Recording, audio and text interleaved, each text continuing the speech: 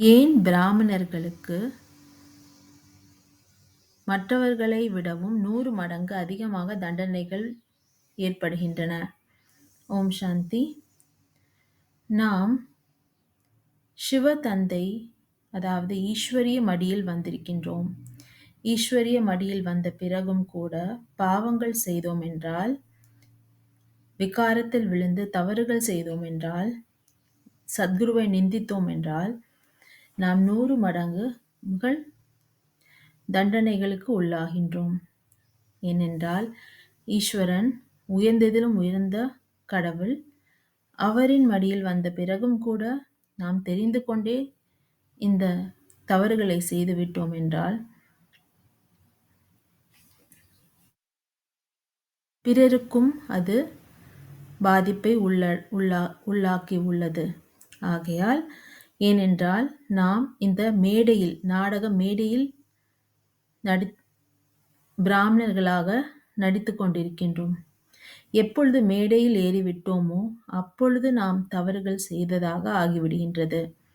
மேடையில் ஏறும்போது பார்ப்பவர்கள் நிறைய பேர் உள்ளனர். ஆகையால் மேடையில் இருந்து பாவங்கள் செய்துவிட்டோம் என்றால் பல மனிதர்களை அது பாதிப்புக்கு உள்ளாக்குகின்றது. மேலும்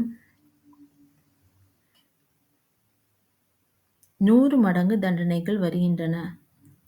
நாம் பிராமண குழந்தையாக ஆவதற்கு முன்னால் 10 மடங்குகள் தண்டனை ஏற்படுகின்றன. ஆனால் இப்பொழுதோ 100 மடங்குகள் ஆகின்றன. ஆகையால் நாம் கவனமாக இருக்க வேண்டும். சிவ தந்தையை நினைவு செய்ய வேண்டும். நினைவினால்தான் பாவங்கள் அழிகின்றது. நாம் ஆத்ம அபிமானியாக இருந்தோம் என்றால் விகர்மங்கள் விநாசமாகின்றது. விகாரங்கள் அற்ற நிலையில் மாயிலிருந்து விடுதலையாகின்றோம். ஆகையால் நாம் இதை உணர்ந்து கொண்டு நாம் ஆத்மா பரமாத்மாவை நினைவு செய்து தண்டனைகளிலிருந்து தப்பிக்கும் முயற்சியை நாம் செய்ய வேண்டும். ஓம் சாந்தி.